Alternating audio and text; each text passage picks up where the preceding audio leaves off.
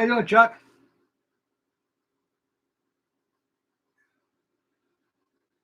I've been working on this thing since 7:30 this morning.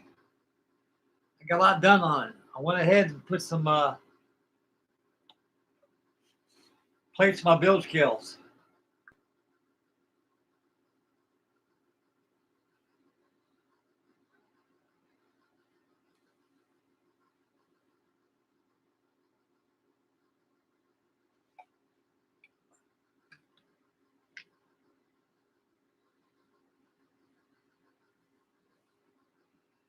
All right, we got 3 watching. We'll ding you up pretty soon.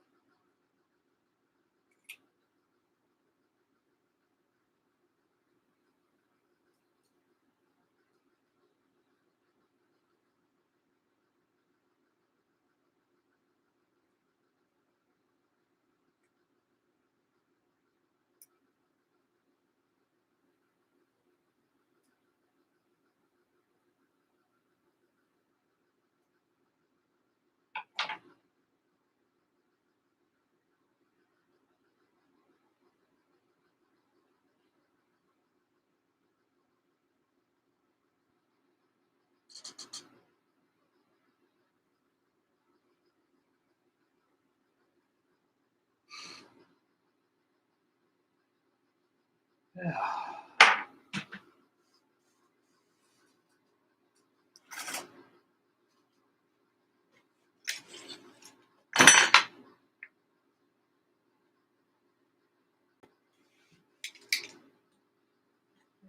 Yeah.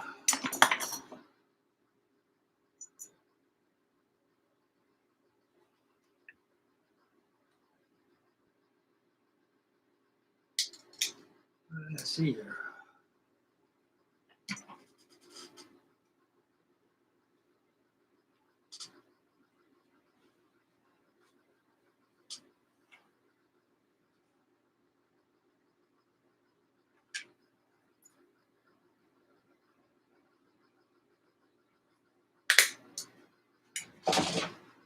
That's right.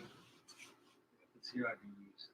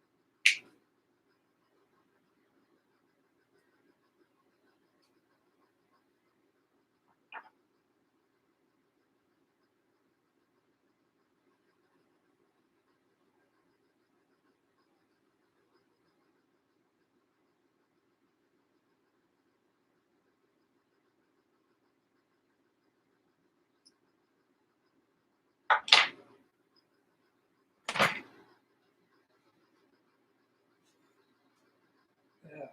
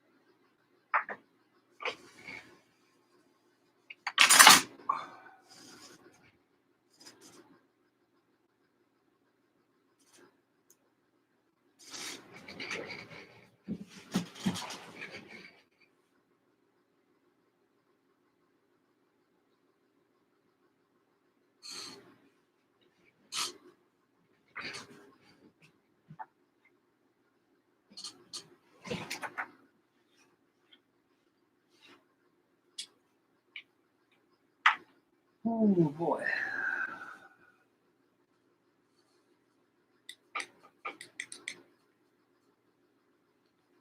Boy, Chuck, looks like you and me are the only ones on here, I think. Let's see. A little stingy here. Not just you, buddy. You and me. We're three watching. I will see how tonight pans out tonight. Might be a slow night. You never know.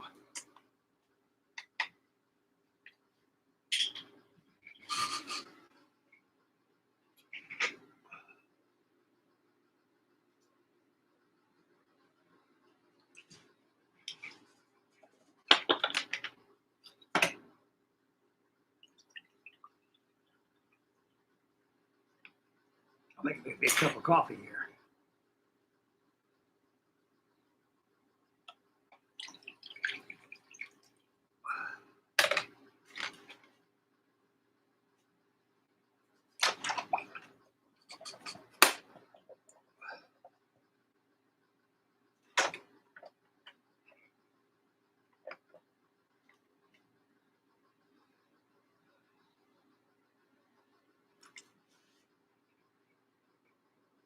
Hey, Dang, how you doing, buddy? We was talking about you a while ago. Glad you're here.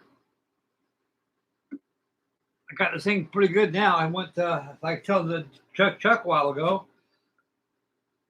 I went and played the the torpedo blisters. This thing.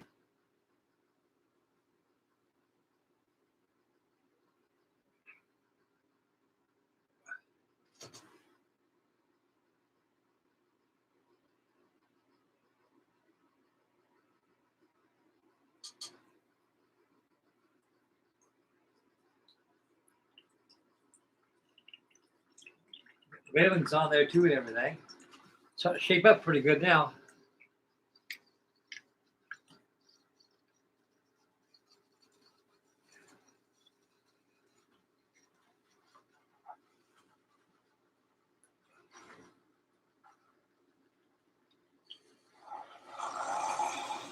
Yeah.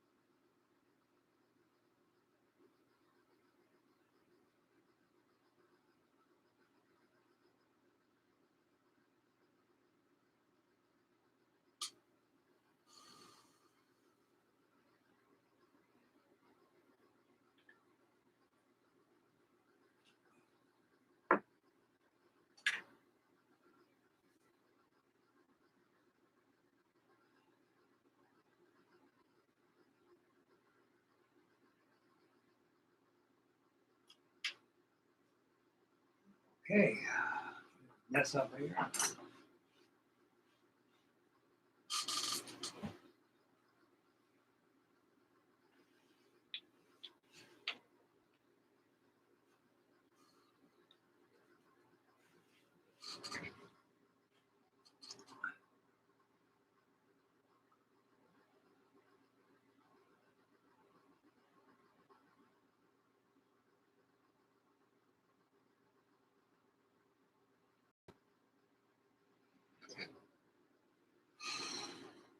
Oh boy.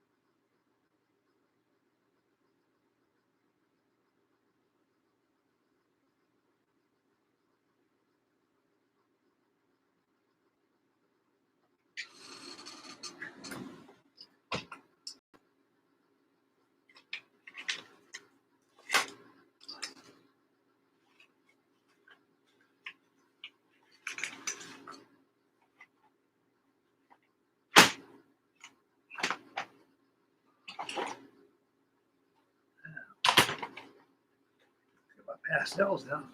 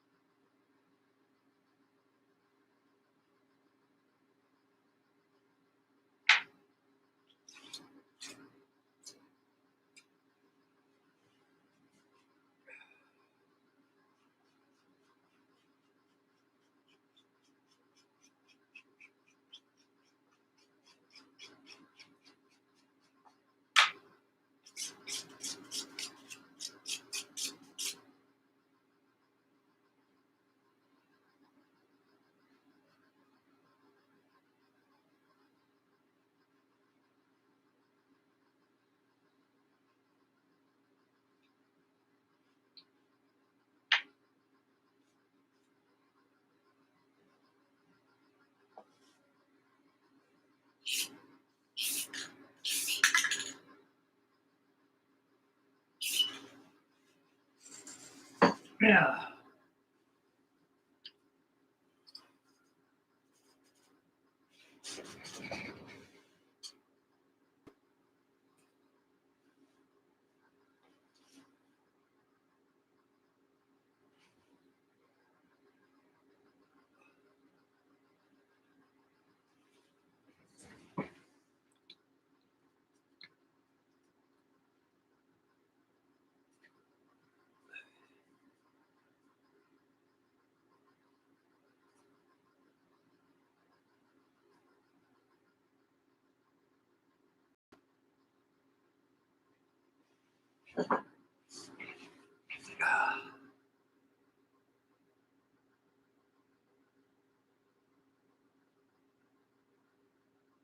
Yeah.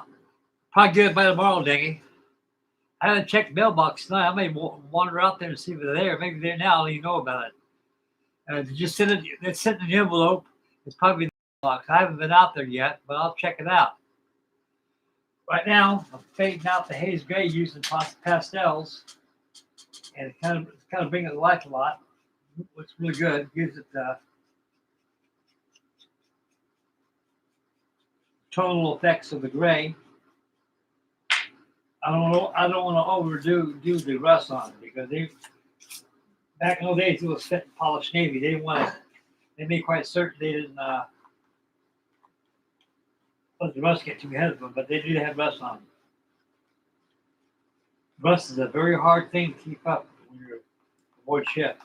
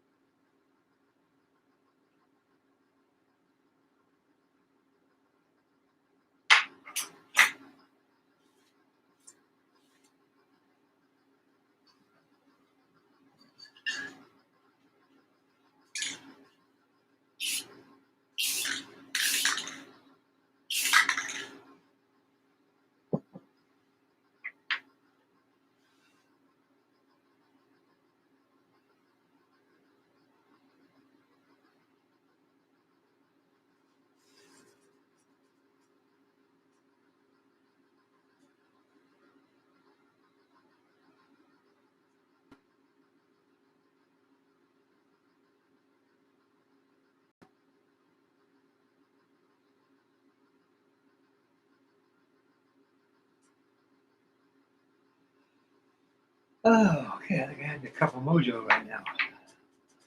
Cup of mojo jojo.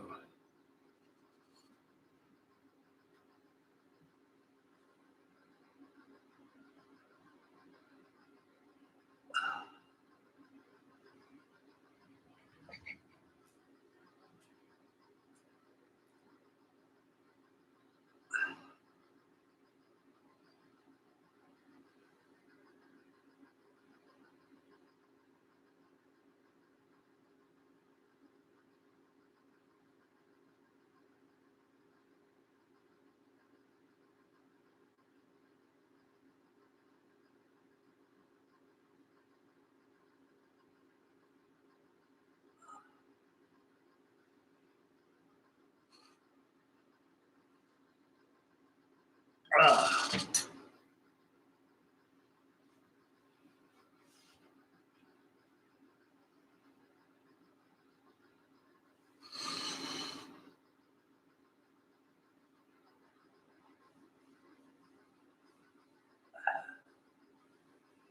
I think look good now. Look at that.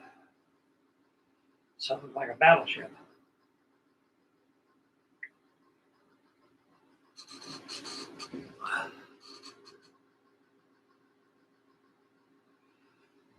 These are torpedo blisters right here. Torpedo blisters were all paneled in by using sheet metal. Well, not sheet metal, but they were welded in, but they were actually well. Let me show you for example. I got my battleship Texas here.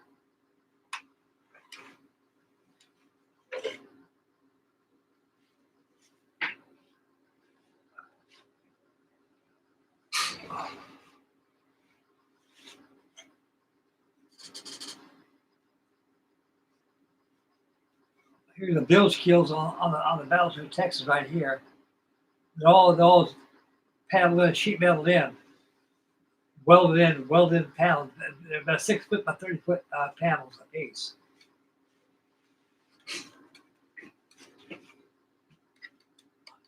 They weren't just solid pieces of steel just welded in there. They were kind of built like the Titanic. It was all clinkered in because the hull was actually a hull, but they put torpedo blisters on these things to keep penetrating the inner hull. It works like a submarine.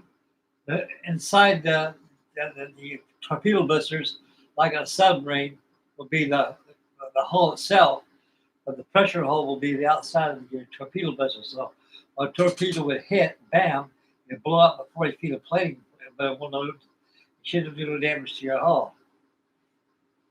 But Pearl Harbor didn't prove that to be that way. The Oklahoma took hits here all the way up to turret number one. I mean, they had her dry dock. This whole bilge keel completely just gone, just blasted away. It was hit so many times by torpedoes, it penetrated the inside of the hull.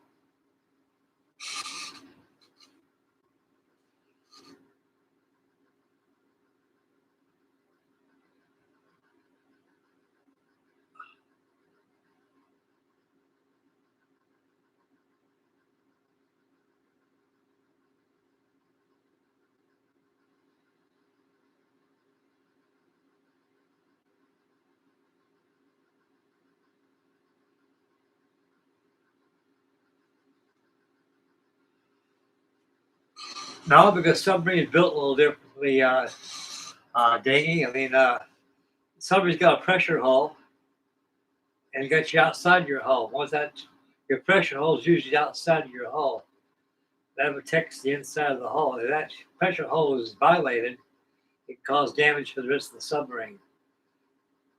All these were just to protect the ship itself from sinking in case of torpedo attack, torpedo blisters. Of course, they had different type of torpedoes in World War One.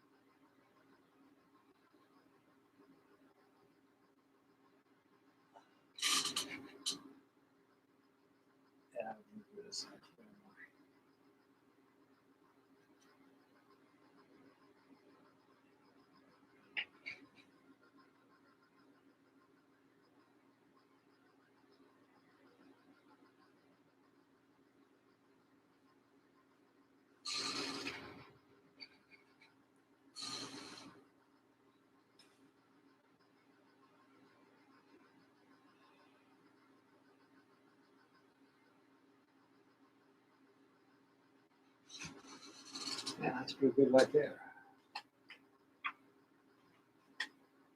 Wasn't put too much rust on because you weren't really that rusty. We're dealing with a spit and polish Navy. They keep the rust out as much as they can. That looks pretty good like the way it is already.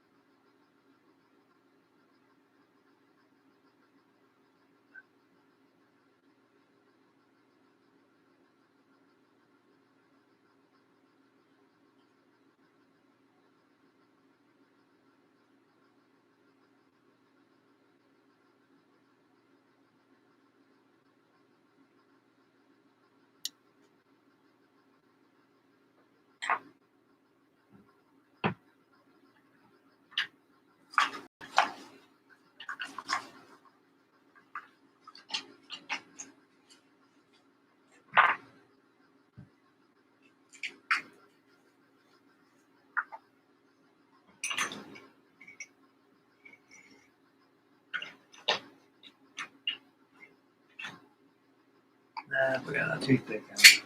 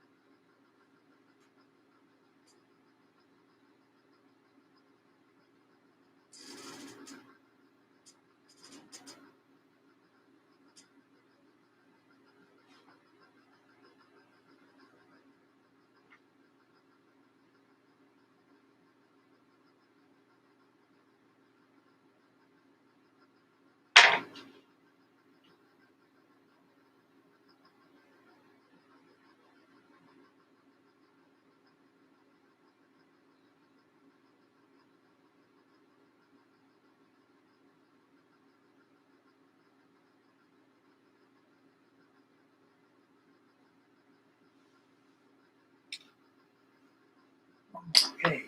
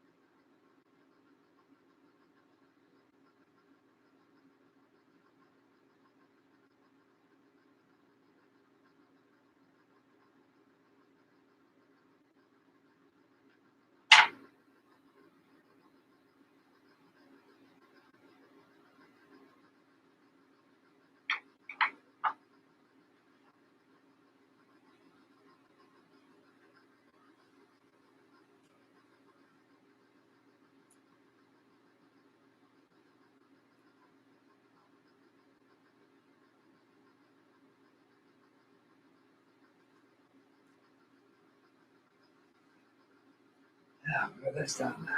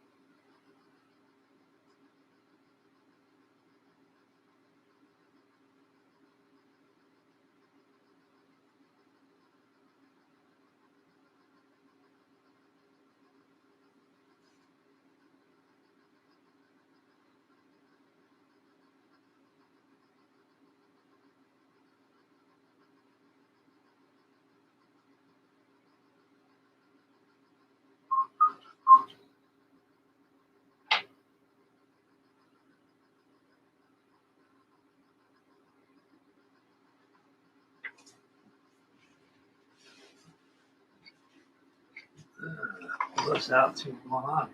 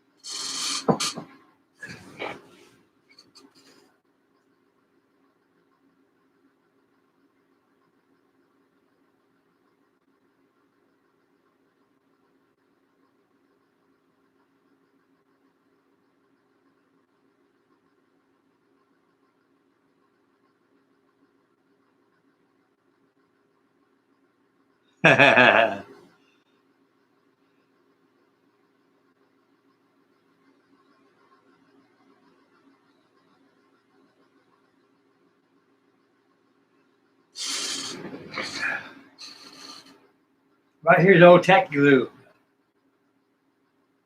Elaine's tacky glue. That's why I use a paper.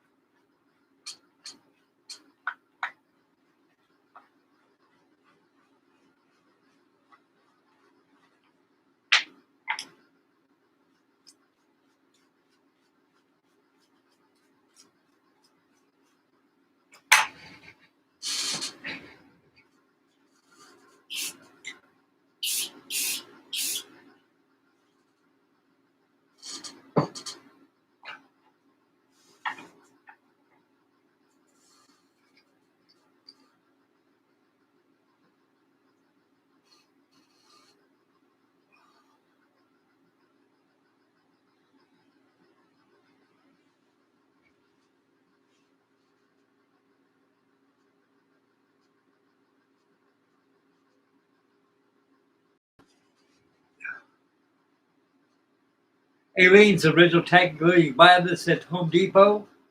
You can buy this at Michael's. You can buy this at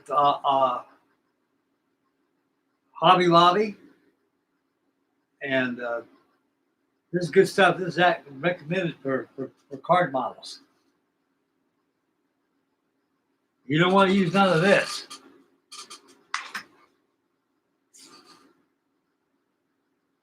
Just for wood, it's yellow when it dries. It don't dry clear like khaki does. But this is a little more stickier. But the thing about it is, when it dries, it's all yellow. It don't dry clear.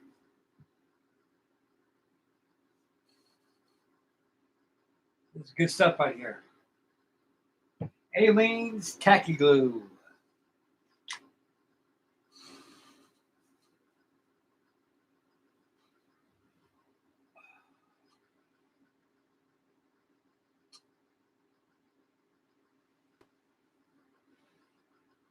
This thing's heavy too.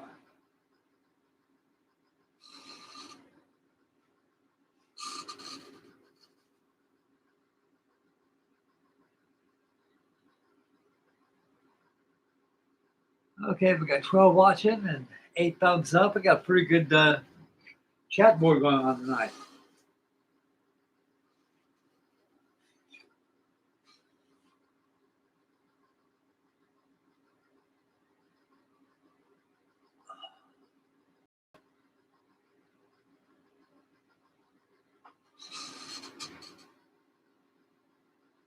I got those railings right alongside top of the main deck right there.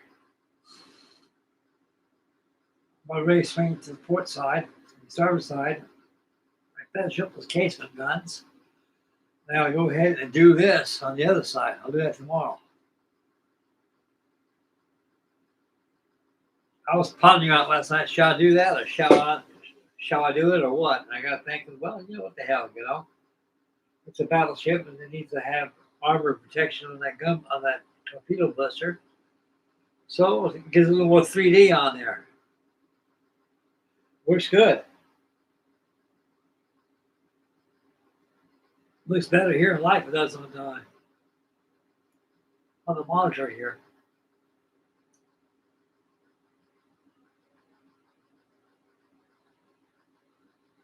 Yeah, the Nevada class battle wagons, they resemble so much of the Pennsylvania class, which is Arizona and Pennsylvania. And except they're smaller.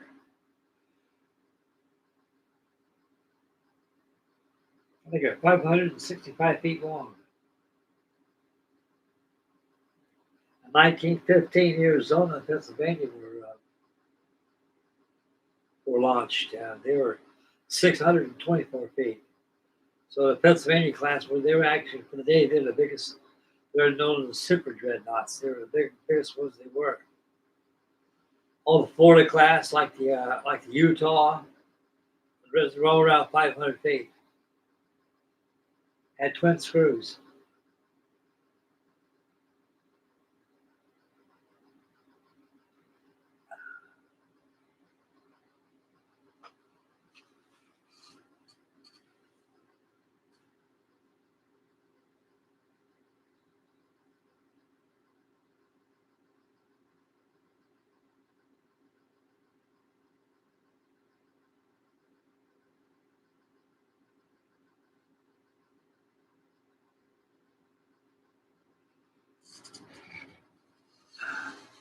Yeah, those epoxies, they do yellow a lot. You got to watch out for yellowing, especially in paper models.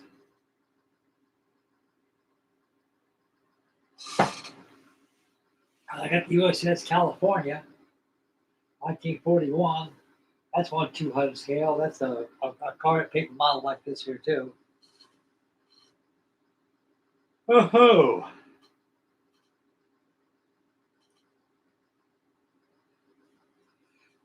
You compare this up against the Iowa or the USS Missouri, it's like a destroyer to it.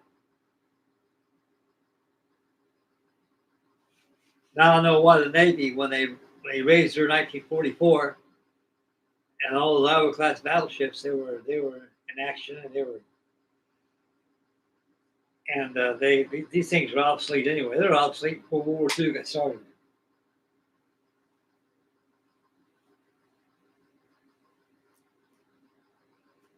Billy Mitchell warned us, all the militias, we must upgrade our military, Army Air Corps, the Navy, everything. They always question what's wrong with what we got. So what we got is going to be redundant in time anything can happen in case we're attacked. And all this is going on during his court martial. I said, well, who's going to attack us? He says, can't you see? He says, Japan is going to attack us. Germany. They're both nations to reckon with.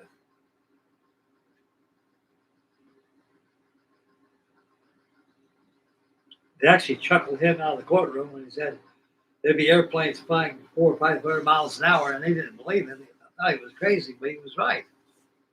See, Billy Mitchell, he was a visionist. He was a realist, and he was a visionist, and he's seen things what really could happen. The man was right.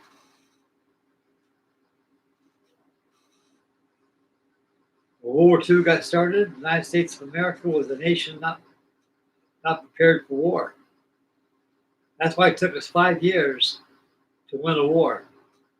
If we were industrious as we were during the event of Pearl Harbor, after Pearl Harbor was attacked, we could have won that war in maybe about 2 years. That war would have been over with. Probably less than that. It probably would last 6 months up to a year. That's what I'm thinking.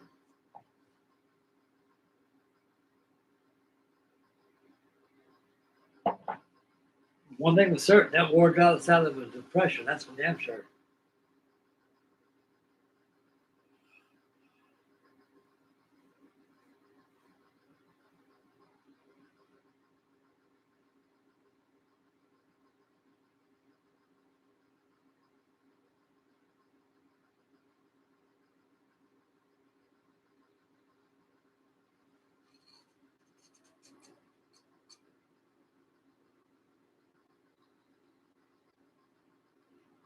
That's right. You're spot on there, Danny. When he told the militaries that an airplane can sink a battleship, and they chuckled at us, you got to be kidding me, they say. You're nuts or something? An airplane is dinky. How is it think an airplane going to sink a battleship? He says it can. And he did. He was flying an M4, a Martin M4 bomber, carrying a 1,000-pound bomb, and he test bed for that exercise was the Austerlitz, which was a captured German battleship in World War I. It was a prize that we got from them, and we put them in mothballs and we used it as a test bed. And sure enough, he dropped that bomb, it sunk. And the military kind of shrugged it off as some kind of an expedition exercise, you know.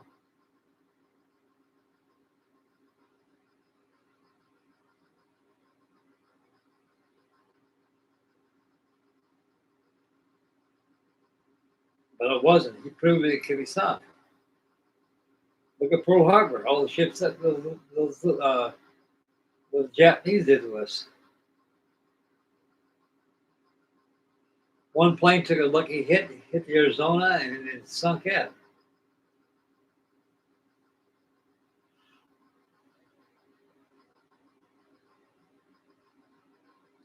Yeah, I felt sorry for those guys. I was watching Pearl Harbor documentaries all day today. I was working on this thing, and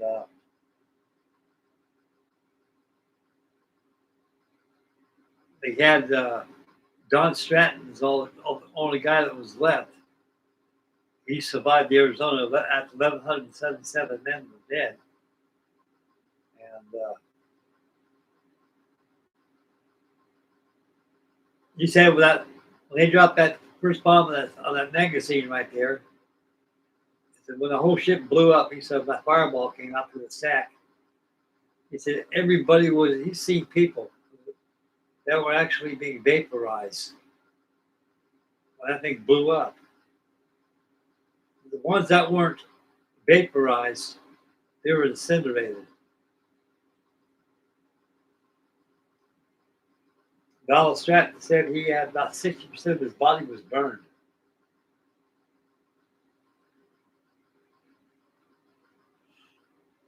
They said what saved his life. He was inside the second the fire director above the bridge. It'd be up here. It'd be a gun director up here. He was inside that thing. He said it felt like an oven there when that thing blew up.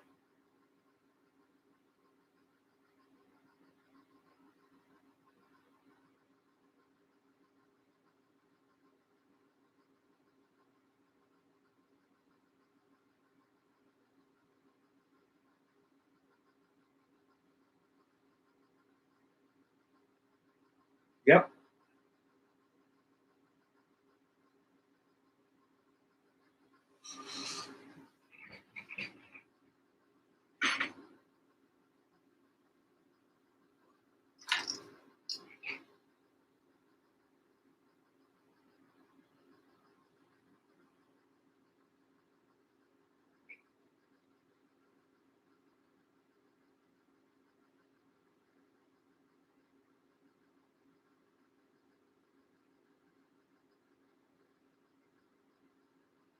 And what's that, Peppy, about the Brits, about the airplanes?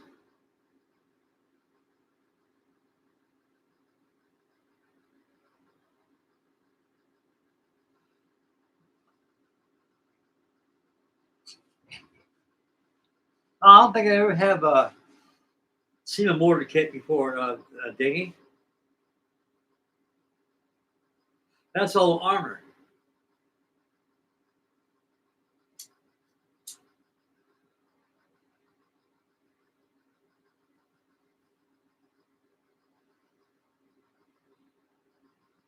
I'll tell you what, if I had the money, I got the place, but I don't have the money.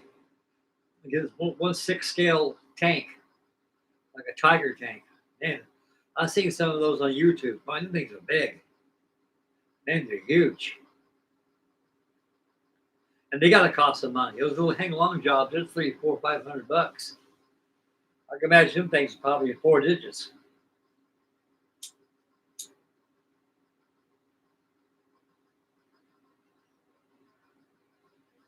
Now Tamiya, they make a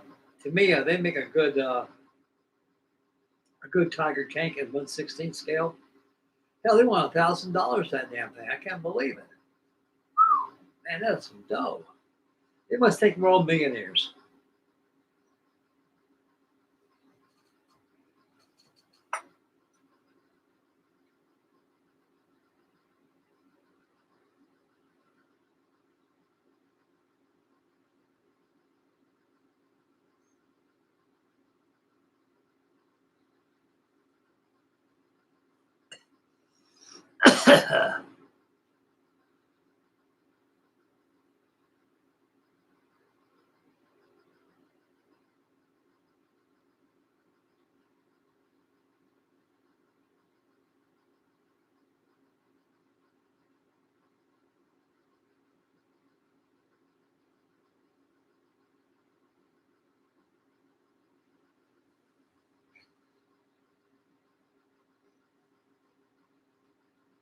That was a problem with the militarists years ago, back before World War II got started, is that they all had no faith in aviation.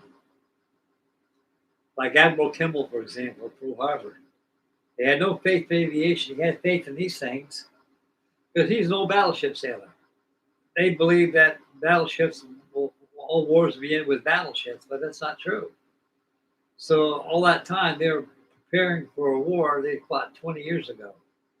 They had no realism and no foresight enough to know that things change within 20 years. And Billy Mitchell already proved in 20 years before Pearl Harbor got started that battleships can be sunk by airplanes.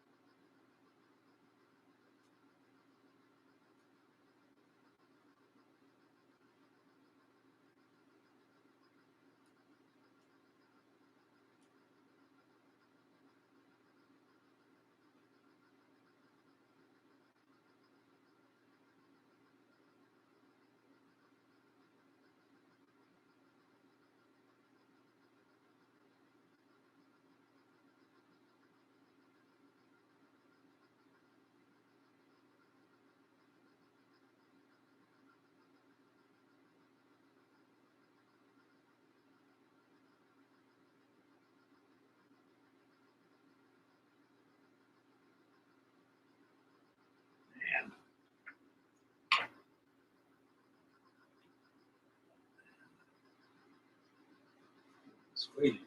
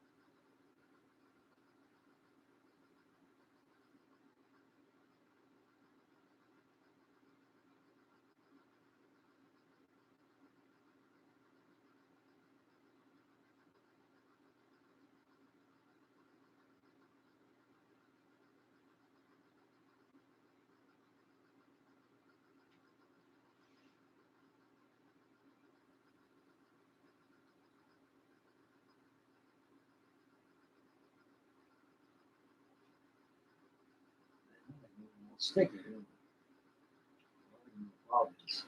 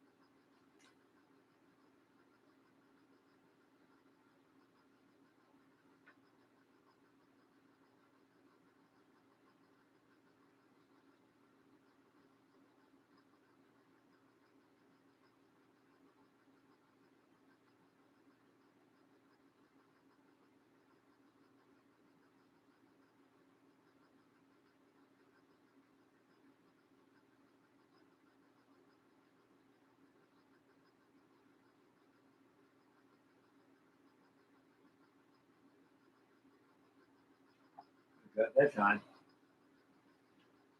Dry. Whew.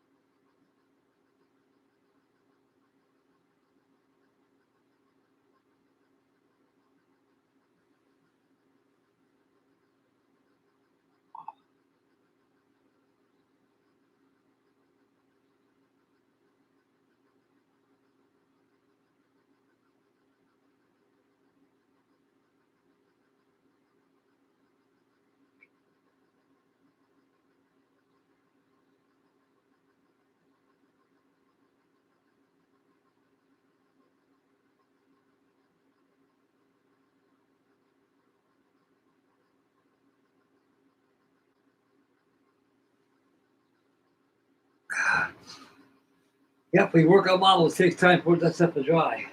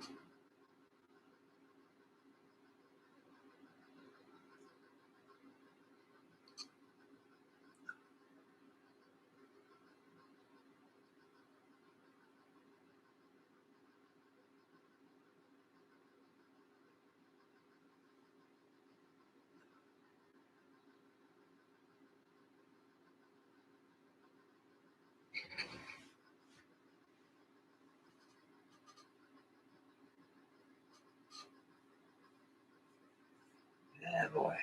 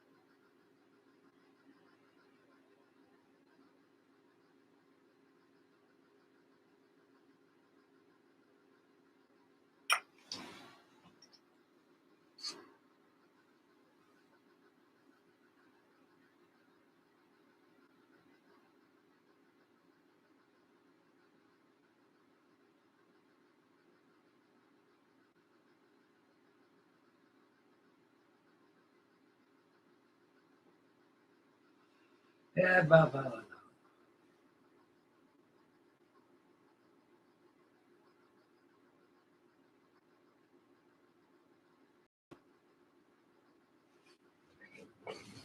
Yeah. Let's check this thing on the other side.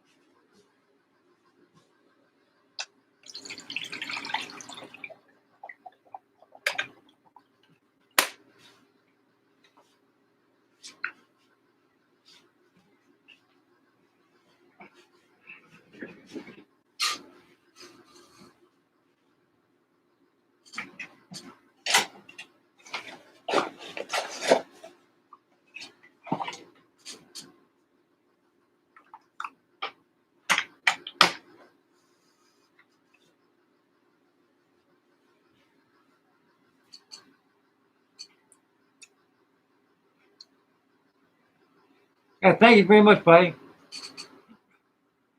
$20 of fun. Did a good job. Thank you, night, sir. Come for tuning in. I appreciate it. Catch you tomorrow night, buddy. Take care of yourself. God bless you.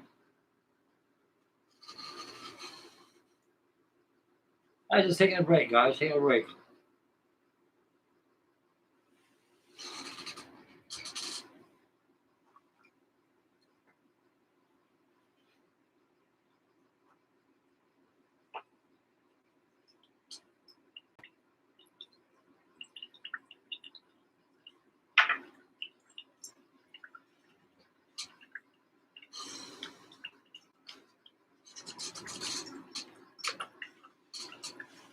Yeah.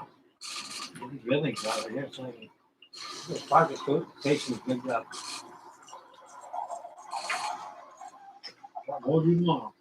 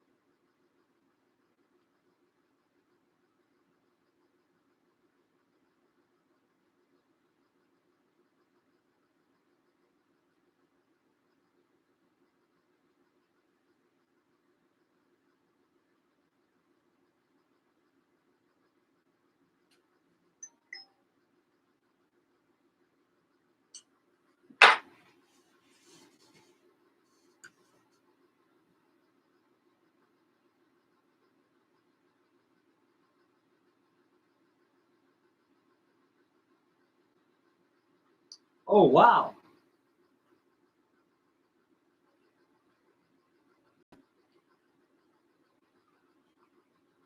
Like 1953, 60 millimeter mortar.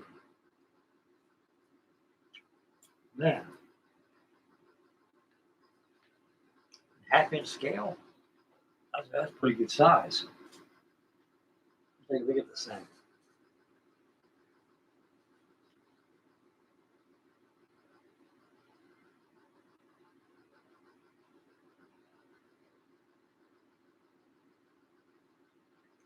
Man,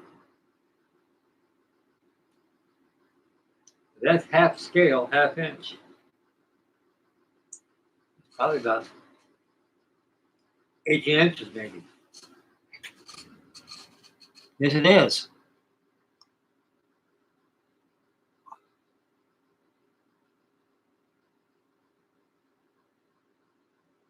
It's got to be 18 inches.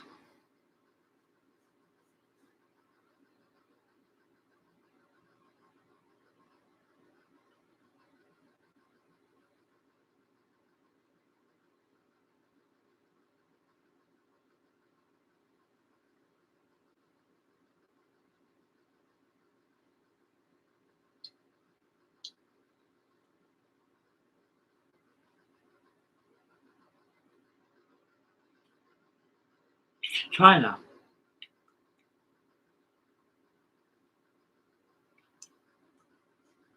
Boy, them soap heads own the world, I'll tell you that.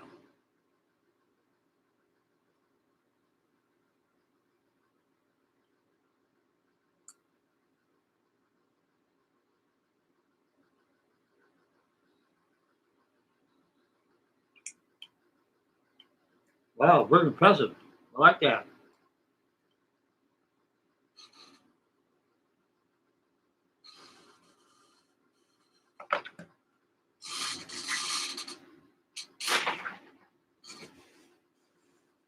I get some coffee here.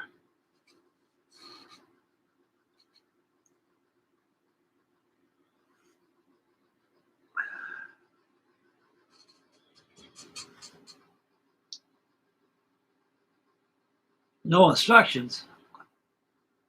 Damn. Vietnam era. I've seen a lot of those on.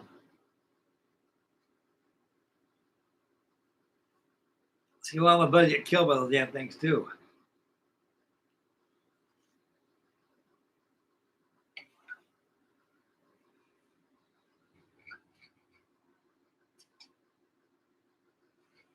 Oh, Jim Schwinn, a buddy of mine out in California years ago. When he bought that Sherman tank, he bought a couple of bazookas. Man, we can do with that damn thing. I said, I'll use it on the 4th of July. Blow up rocks on the jetty out there off the beach. Ah, that guy was pretty wealthy. He had a lot of money. If his mom and dad could see what he knew with that money, they'd give it to him when they passed away. They'd never give him that money.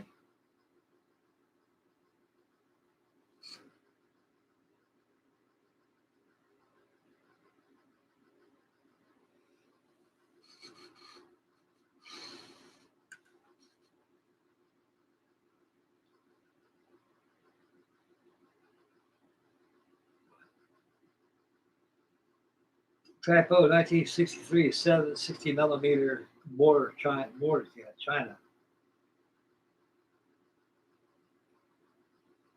Well, the gooks use them a lot, I'll tell you that.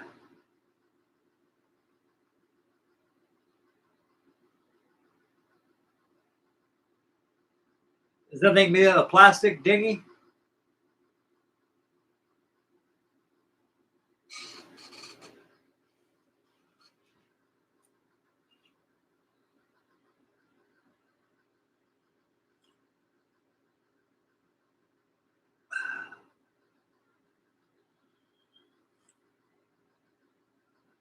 Yeah.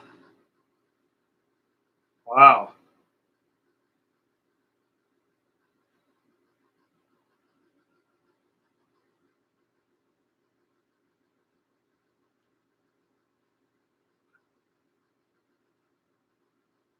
Half scale.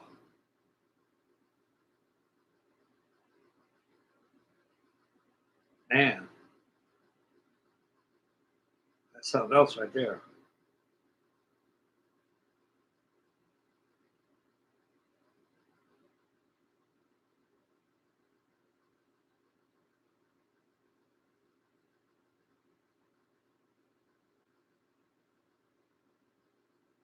Oh, wow.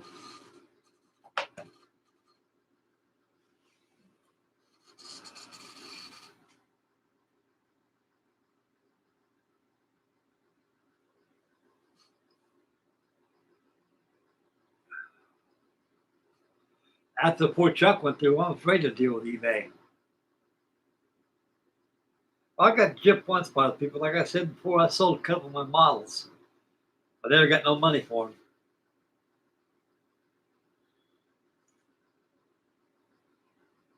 I need to get back on there and telling people again when I'm supposed to get my damn money. The hell freezes over.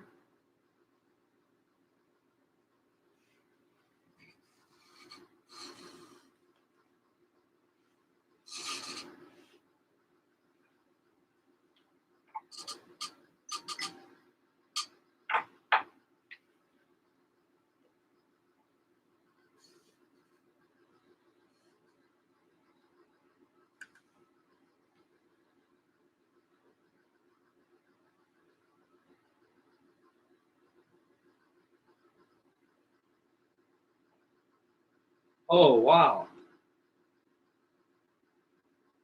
That motor just fits right in your hand.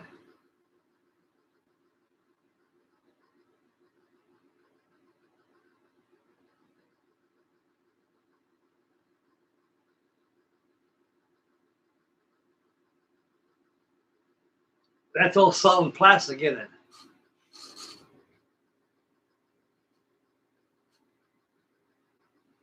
Yeah, you got that right there, Danny. like I say, you just got to be careful who you deal with. You know, when you look at like models, you buy models there. You look at the kits and stuff like that. You look at them, you got to make sure it's all there. I feel sorry for Chuck on this battleship. He should. If I was him, I'd give those people negative feedback really bad.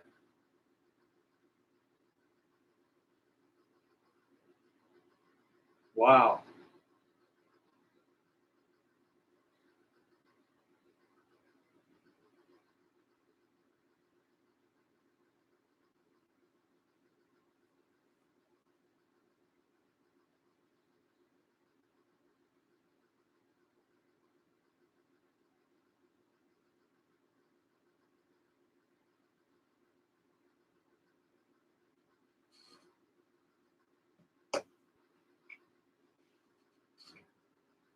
That looks like a solid piece of plastic.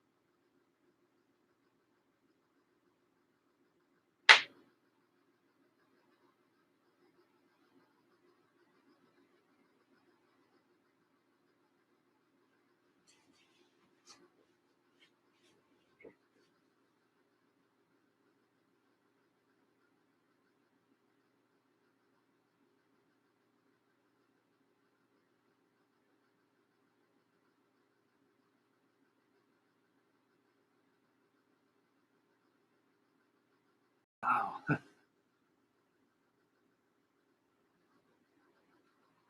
Man, I think I've eaten watch that more of I think. Wow. You shoot the house up with that thing.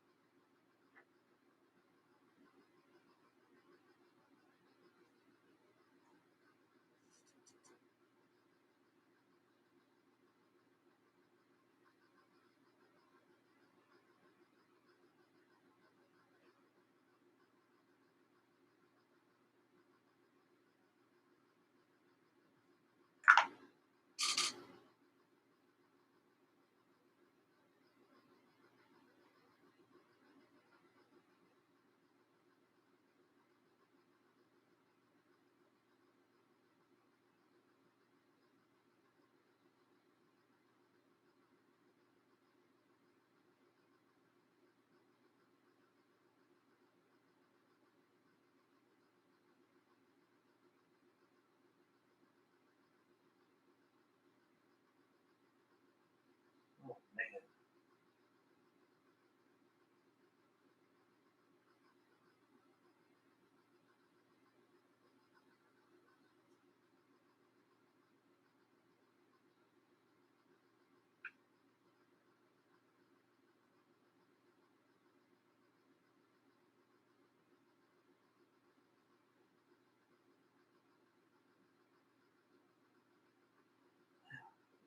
Destroyed.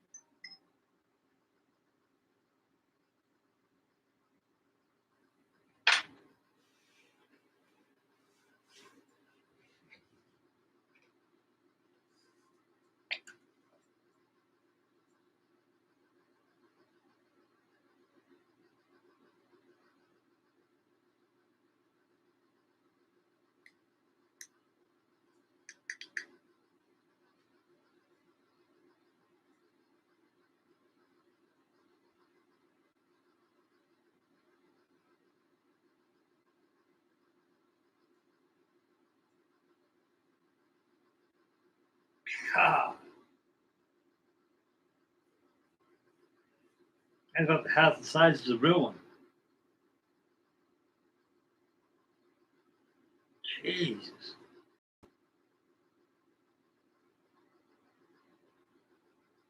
I think it looks almost realistic as the real one. Jeez. That looks neat, Dangy.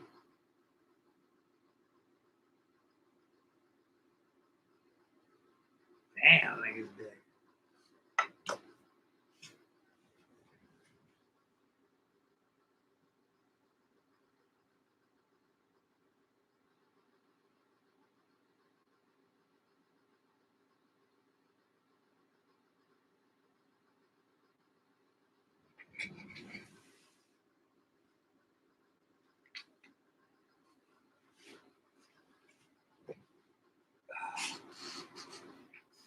Why should I put those on?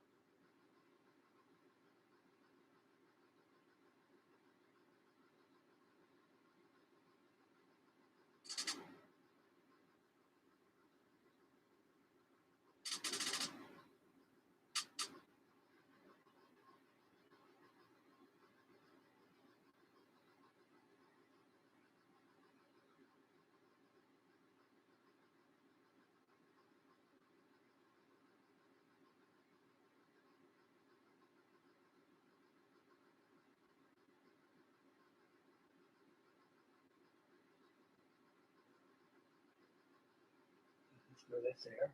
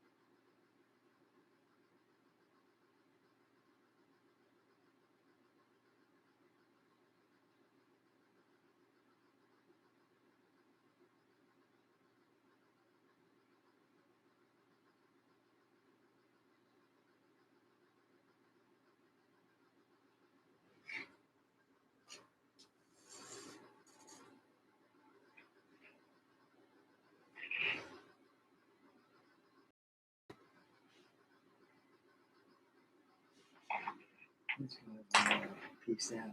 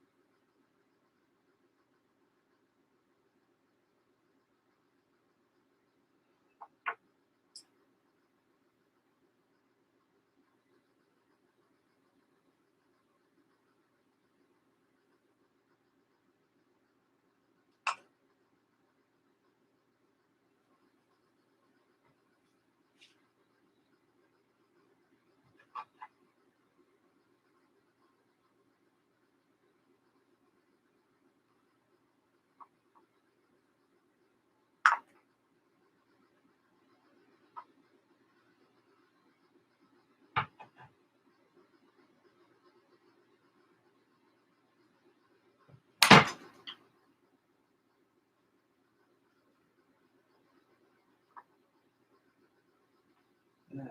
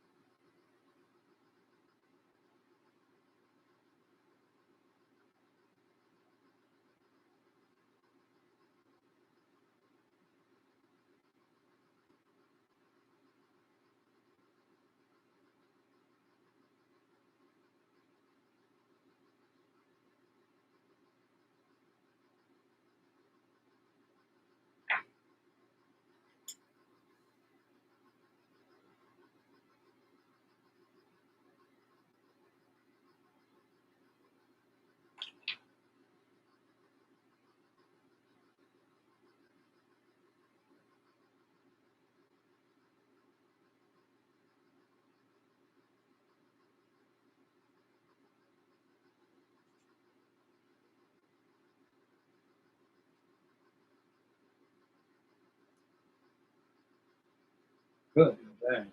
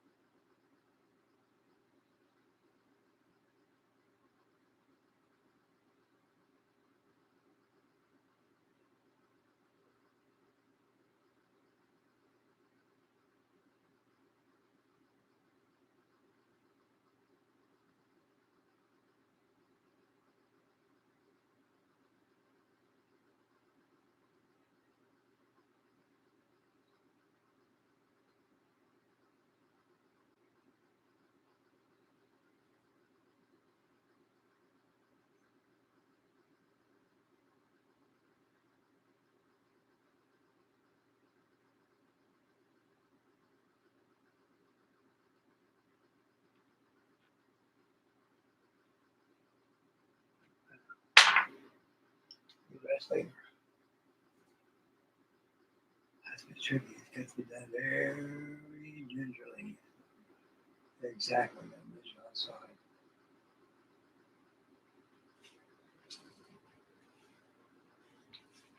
Yeah.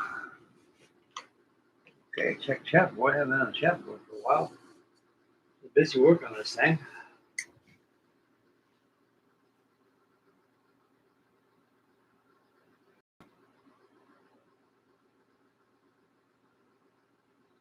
These railings here, believe it or not, Dingy, these railings right here, they're made out of cardboard. So you need to use PVA glue would work. This works best. This works real good.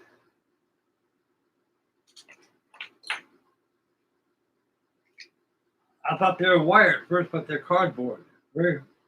And they work very good using as Eileen's tacking glue. Just gonna follow suit with the modeling, you know. All glue's optional, depends on what you want to use, you know.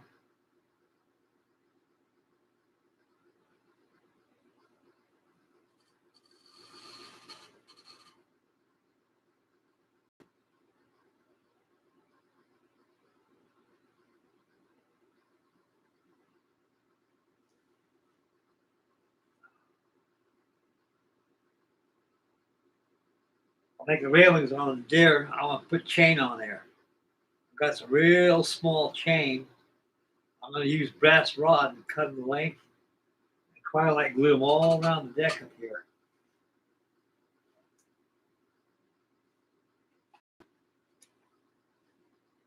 Like all through the deck up there. is to have my chain have them droop across them because they were chained anyway. Then for touch up, I'm gonna put the awnings on here too.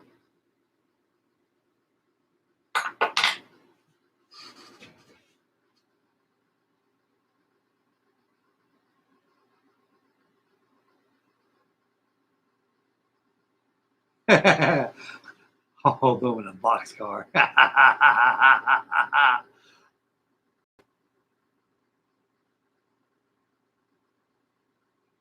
Static Modeler Mayhem. Welcome to Monday night with the guys and me in Oklahoma.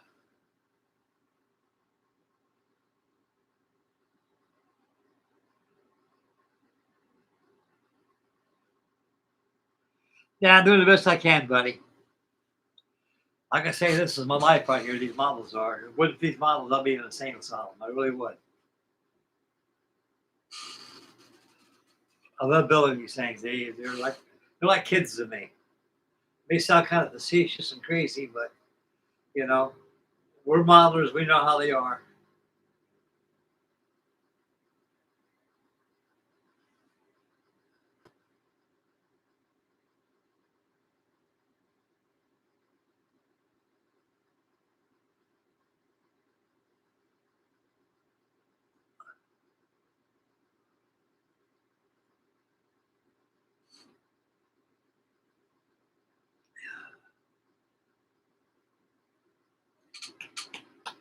I think it's strong too. It's very strong.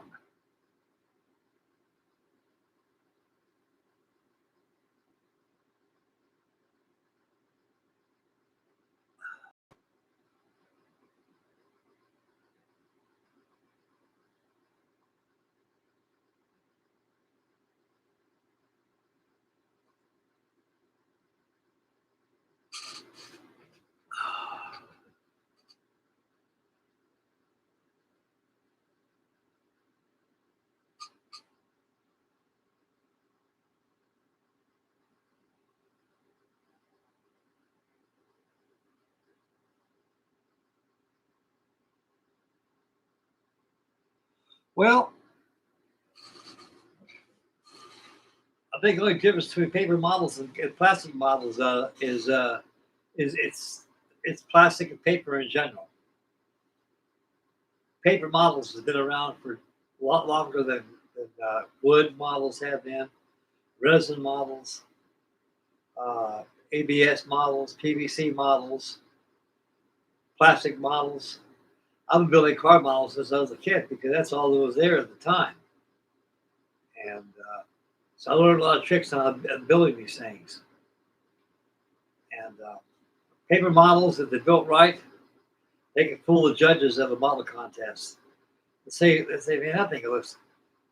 What kid is that? You tell them what it's in here for. Tell it's a paper kid. Is that paper? Ah, you're kidding. You don't pick it up, touch it. And they look at it. Hey, my God, how do you do that? It's just like anything. You just know how to build them.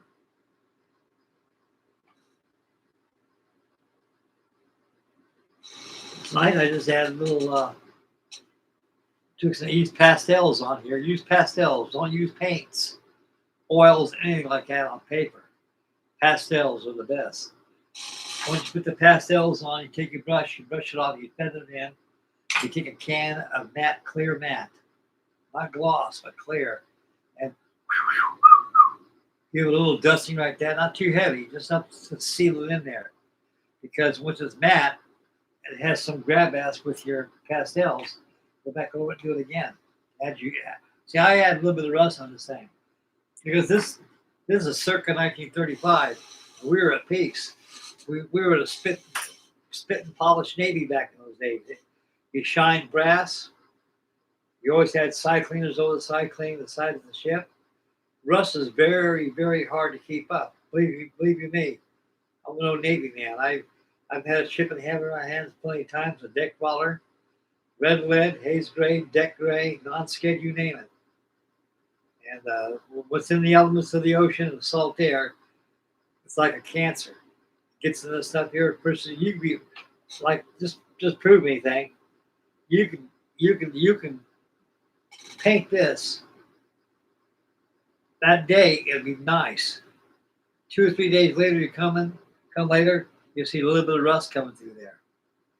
It's just hard to keep up.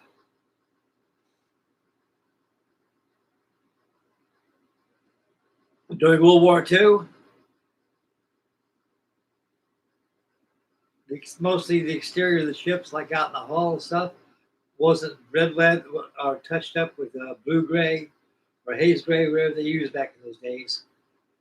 The only time they used any paintwork at all was done on superstructure, turrets, the guns themselves, anything on the surface only. But on the hull, when you came into port, if you're there for a couple of weeks, it goes into a dry dock, dry out the water. You got side cleaners come over. You drop over a line, you got a plank over there, you're scrubbing the side of the ship, you get all the mussels out of here. Usually you got a bunch of yard workers that come down there, they work on the water line, but mostly it's deck division. They always paint the top of your freeboard of your deck all the way down to the boot topping. But down below here, you got usually yard workers down there. They always scrape out the mussels, the barnacles and such, and they spray it with red lead oxide.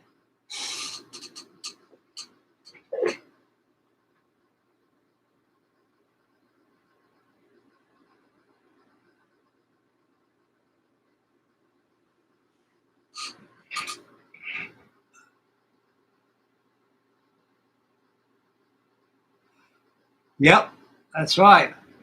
I can remember I came out from California. I had to have my car Z-barred. That's protection from the salt and the snow. Because out there, anybody that lives on the East Coast, well, anybody who lives in the Midwest, areas where you get a lot of snows at, you get that cancer from that snow, from all that salt. It gets in your car, you see a lot of rust around your tire wells and stuff, and it's called body cancer. That's what we call it, and that's rust too. It's got to be protected because I have my car OZ barred, but same thing with these. You don't take a chip and hammer and chip up that rust and sand it down and put primer on it and paint it. It'll be that rust will leak right through it. It's bad stuff. That stuff is cancer.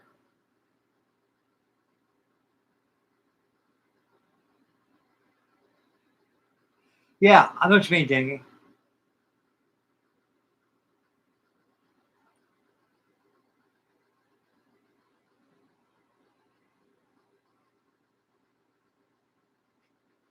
One thing about card bottles, if you upload nowadays, if you buy a kit, this is a kit here. If you buy a kit, don't have a printing machine or nothing like that. If you don't have a backup for this thing, you're right. You're done. You tear a piece of paper, you rip it, you're finished. Unless you can remanufacture it by building scratch, like cut a piece of paper out. But then you got to match the paper to the color because it's very hard to match colors on because it goes to a printing machine. The printer's got inks and stuff. It's not different than paint is. The paint, you got to take paint, you got to match. Like right here, I matched this pretty good. The same color this haze gray is on here. I had to match it. It's pretty close. But mostly what I do, and I'll take this kit here, I used to go down to Office Max, either that or Kinko's, and have them scan me a duplicate kit of that. I can use that in parts in case something happens. And if you get a printing, now you can find these things on the internet. All you got to do is use Google search engine, and okay, this is Modelic makes this one. You type down Modelic 1/200 scale USS Oklahoma. You put files like that. Usually you find somebody. They call it pirate models. I belong to papermodelers.com, and they don't honor models that are made. We call it pirate models. It's because models like that you buy off the internet like that and they're printed, and you got to print it yourself. But what I'm trying to say is,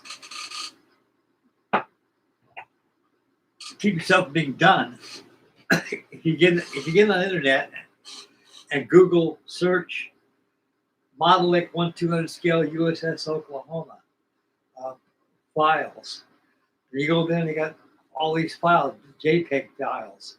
Some sites have files that have this. Then if you get a file, make sure that when you see a file, you upload that file into your computer. Then you take a blank CD disk, you burn it, take it down to Office Max, and they'll blow you up and make another kit.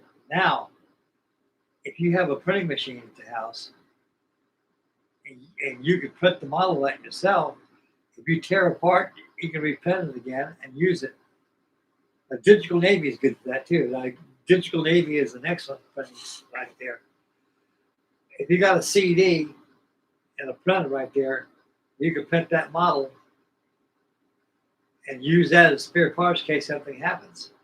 In other words, if you just buy this kit and that's it, one of those, oh shit, oh man.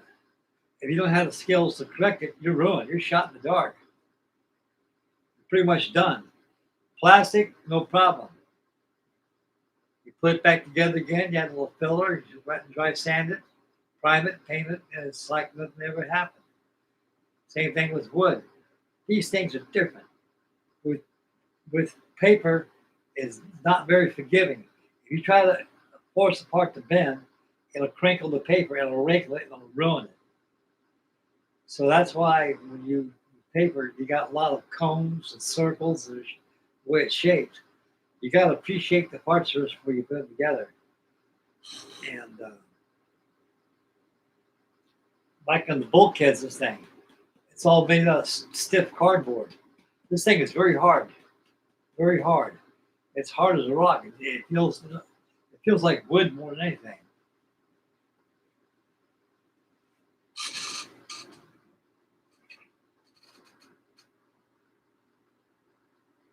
Yeah, there you go. You understand.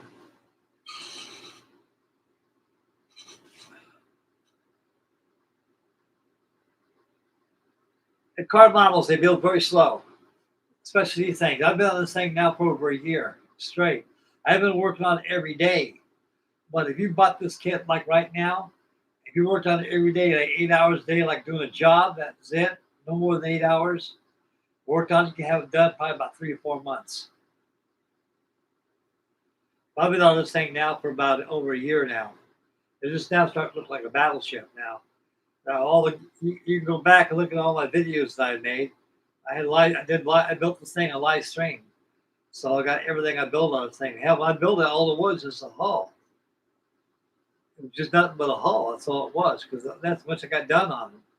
And I started building the turrets on it, build the guns on it, and the decks, the stacks, the fire control stations, everything.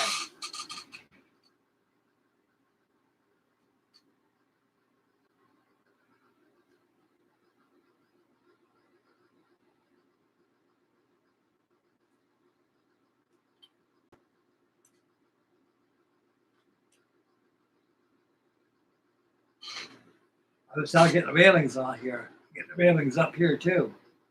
It took me 6 hours to build that fire control station. And all these are not wood; it's all paper. You got to take paper, stick a dowel in there, and just roll it with your hands, very careful.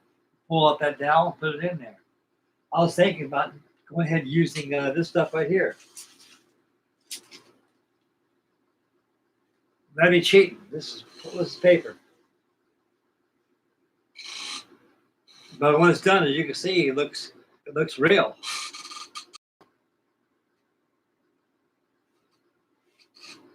I spent 9 hours putting all these plates alongside the torpedo blisters because they're built up with 6 by 30-foot plates all through there, just to reinforce the torpedo blister how it was made.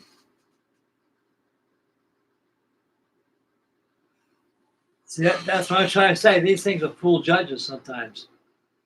Judges look at them and says, "Man, what kid is that? Is that a trumpeter?" No, it's modeling. I never heard of them before. It's a paper model. Oh, I ain't no paper model. Yeah, it is. Look at it. They look at it. I can't see it. We'll touch it then. They touch it. Wow. You know, they're amazed.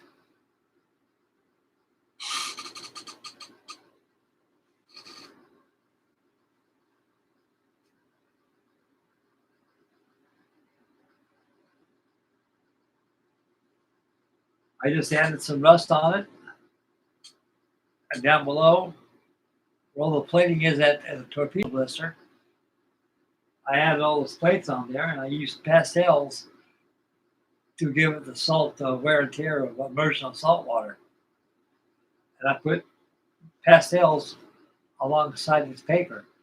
But like I say, you don't use no paint, use pastels.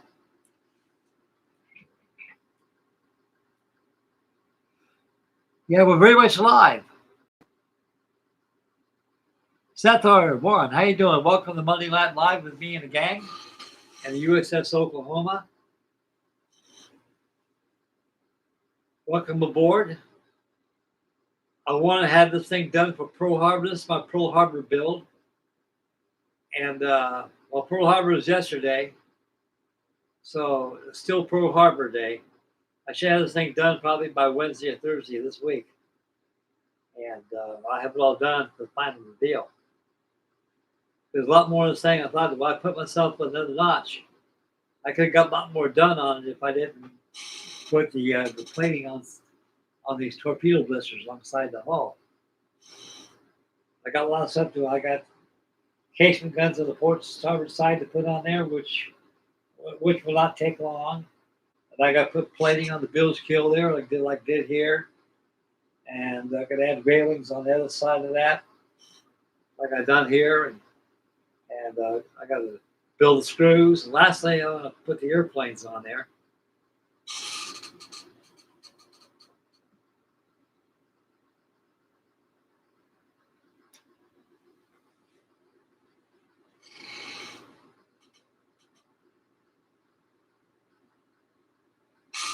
Yeah, this thing is something else, I'll tell you that.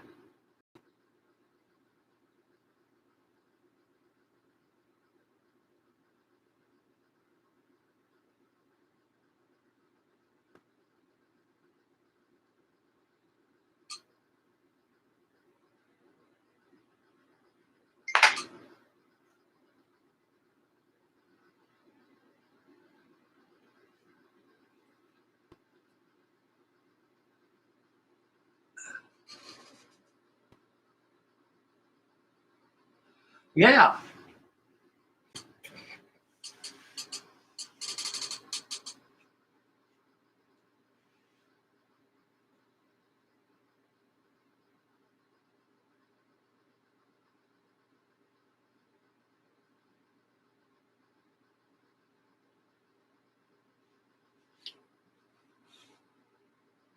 I'm going to go ahead. I'm going to put awnings on top of here too, like I get done. This is circa 1935. This ain't the Pearl Harbor color scheme of Rainbow 5, which is 5S dark sea blue. These are nothing but haze gray, because this is for World War II. This Oklahoma is.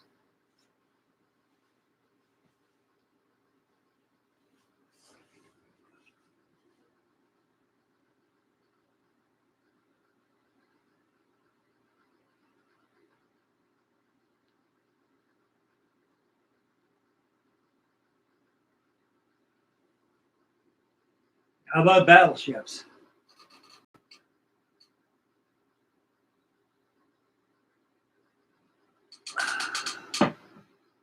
Battleships used to be the queen of the seas until it invented the aircraft carrier. These are one of the tactics that Billy Mitchell told people in his court-martial. That's what happened at Pearl Harbor when Admiral Kimmel, Mustafa, or Kenny, they called him. He said, well, we don't have the airplanes, enough airplanes out here to do search. But yes, they did. They had that PBY flying boat. See, he didn't use the flying boat. The PBY and the PB2Y Coronado flying boats, they had a range of 3,000 miles. Like I said last night, if he would exercise proper judgment and utilizing those flying boats, a 24-hour, 150 to 200-mile search around the islands. One flight like Strawberry 1 would go up for 12 hours. They come back, Strawberry 2 would come over and relieve him. Strawberry 1 would come back and land. Then when Strawberry 2 is over with, Strawberry 1 would take off and relieve him. Now, if they would have had those flying boats searching those islands for 24 hours a day, a 150 to 200-mile search, they would have found that fleet. By the time they seen that fleet, that whole flotilla, the Japanese Imperial Navy, coming in with 6 aircraft carriers and 350 aircraft, they got a radioed Pearl Harbor, so they got a large Japanese fleet coming this way. I mean, they headed right this way from the north. They would have got the North Perimeter. They would have found that fleet, radioed Pearl Harbor. They got hold of the Joint Chiefs that were inside the intelligence of Syntax 7. They could have mustered a shore patrol. They could have got all the guys out of the lead, fire up the boilers, and get the guys aboard ship as fast as you can. Station a special sea and anchor detail, make preparations getting underway. Get these ships out of the harbor as fast as you can. Get them out of there. But Pearl Harbor never would have happened.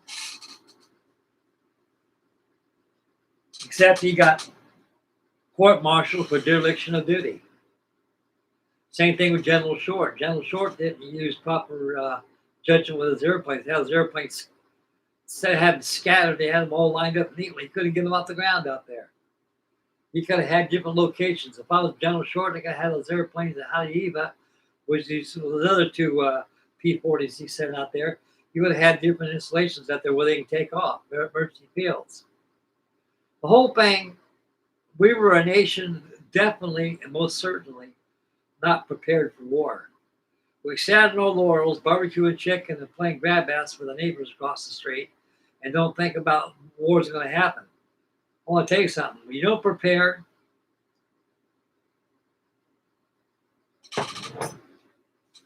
and you don't look at things realistically, you pay in blood. When you don't think your country as a whole, you don't prepare, and you let individualism blind you, you'll pay in blood. That's exactly what happened in December 7th, 1941. Ain't gonna happen again. That's already happened in this country. 9/11. That could have been prevented. And guess what? It's gonna happen again. I'm 80 years old right now. You mark my words. It's gonna happen again. Under Trump's watch, I don't know. Because this Trump this man is free. He's doing a good job. I think he is. He's doing exactly what he voted for. He's like me. Mr. Trump and I are the same age. We live in the same era. We're born post-World War II baby boomers, and we lived the good times. And he loves this country like I love my country. I spent 30 years of my life fighting for freedom in this country. And the reason why this country is in bad shape now is because of beyond an unknown individualism. It's called liberalism.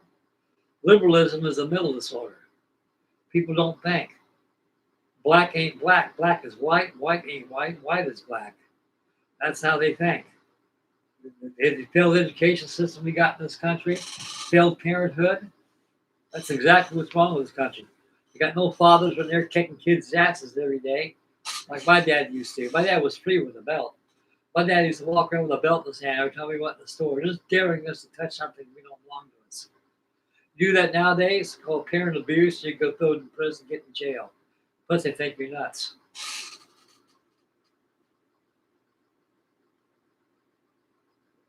Exactly. Oh, that's one thing this country really suffers for. Common sense. Since was common, there be no common sense. People don't stop and think. You got to use common sense, for Christ's sakes. People, the biggest problem nowadays, it's the media is one of the biggest things there's in the world is the media. And these young kids nowadays, they're going to be short-lived. These kids will never live long enough to grow gray hair in their head or nothing. They'll live fast, die young, and leave no memory. That's a waste of humanity right there.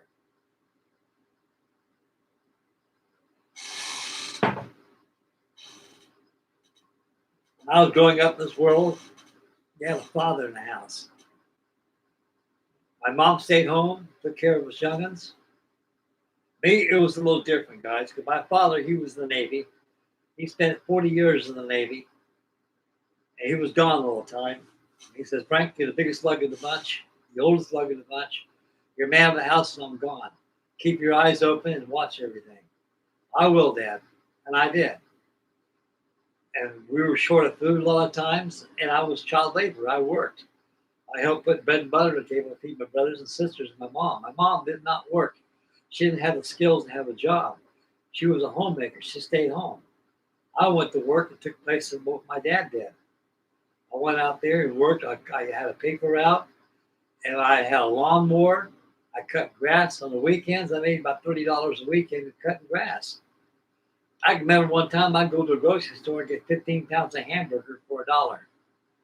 Yes, sir, buddy, for $1. My mother smoked cigarettes. Frank, can you buy me a pack of cigarettes? Mom, I'll buy you anything you need. A pack of cigarettes back in those days cost 21 cents a pack. 25 cents will get you to a movie theater, buy popcorn, buy some candy. You get about a nickel, 10 cents later. You go to the 5 and dime store, you can buy yourself a good toy for a nickel. Well, first time I made $1 before, I thought I was very wealthy. Dollar bills back in the 1950s were very big. Very big. They're 1.5 times bigger than the dollar bill we have today.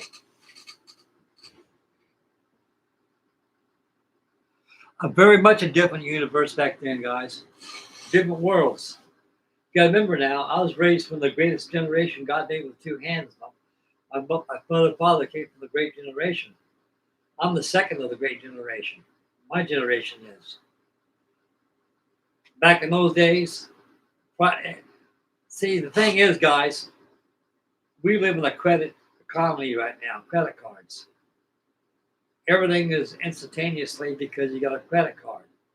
Years ago, all you had in your pocket was your wallet and your money. You went to the store and bought something. You see something you want, you don't have the money to get it, so you got to wait till you get it. Nowadays, something you want in the store, just swipe away, it's yours. It's anything you want, it's yours. All you do is swipe that card right there, that's it. I don't have a credit card, guys. I used to have one. They got mad at me, fellas, because I buy something on a credit card and I pay it off within a week. I told them, what sense of me having a credit card if I could buy it off? I could buy this right now. But back in those days, guys, is when what you had in your pockets, all you had. If you need to buy anything in credit, there was no credit cards back in those days. There's no one it's called household finance. If you went to Sears and Roebuck or Montgomery Ward's or T.J. Grant's or F.W. Woolworths, they all had their own credit economy going on there. Okay, washing machine takes a dump. Oh, shit. Dad comes home. What's the matter? Honey, the washing machine went out. What are we going to do? I don't know. Let's go down to Sears Roebuck, see if we can sell a Kenmore washing machine. I'll see how much, see if I can buy one down there.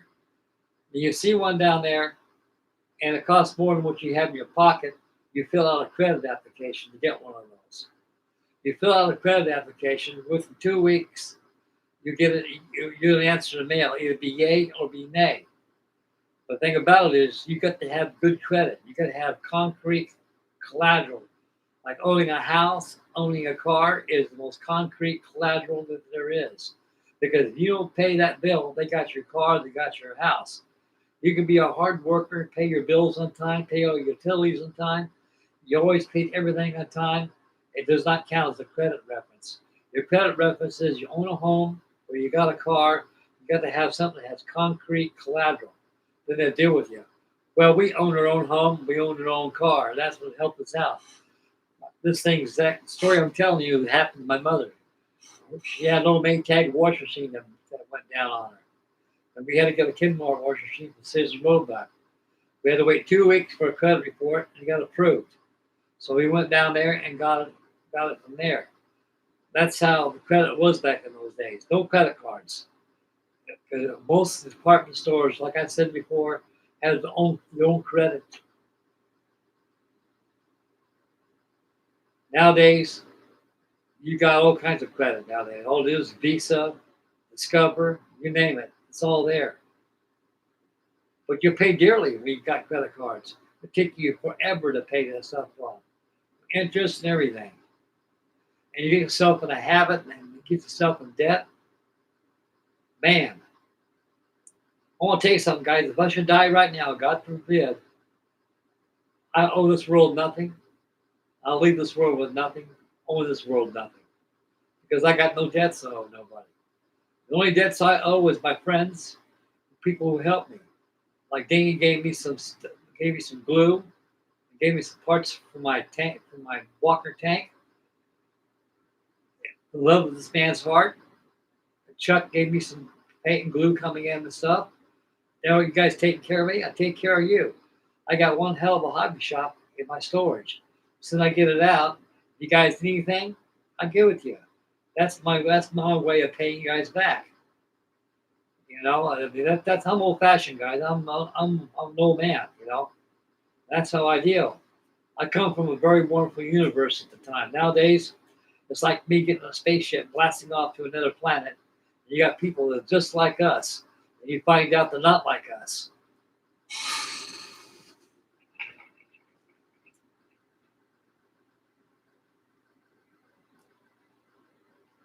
Absolutely. Instant gratification fueled by debt.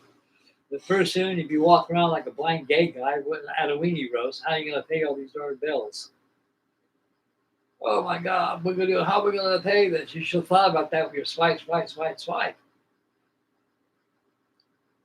And just like all these people nowadays with this, you got over 41 million people that are on relief.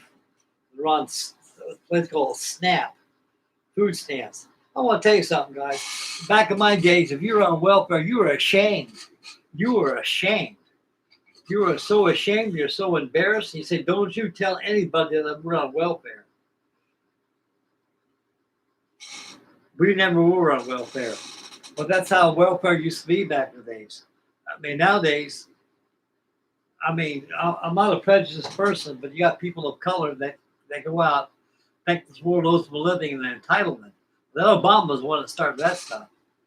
They're entitled to this time. No one's entitled to anything. You know what I'm entitled to, guys? Is my naval pension and my Social Security. That's what I'm entitled to. Because I worked hard all my life to get my Social Security. I spent 30 years of my life for retirement from the United States Navy. Just like you guys are. You guys are entitled to a paycheck. It's probably you guys probably on Social Security. Some of you are. That's entitlement that is earned. Entitlement is earned, not given because you're entitled to it. And these black people like that, and also people of color. I mean, I'm not trying to be prejudiced, guys. I'm just trying to use common sense here. They think the world owes them a living. They don't understand nothing lasts forever. The welfare system nowadays, all these food stamps, it's like socialism. It's great until the money runs out. When the money runs out, then what are you going to do? Wish one hand and crap in the other? I don't know.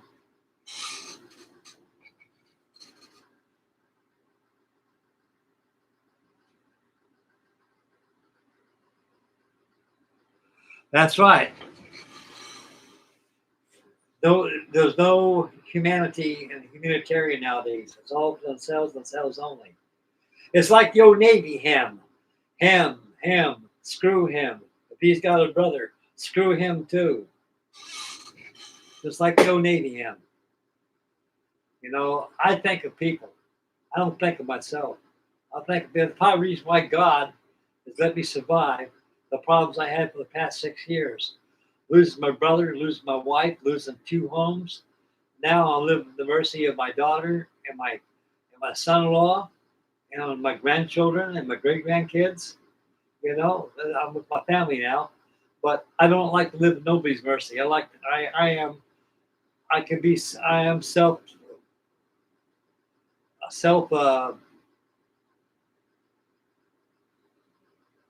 I can do things myself. Self-dependency. I depend on myself because I've been taking care of myself all my life. I don't need nobody to take care of me. My independence. The only thing I miss right now is my independence, guys.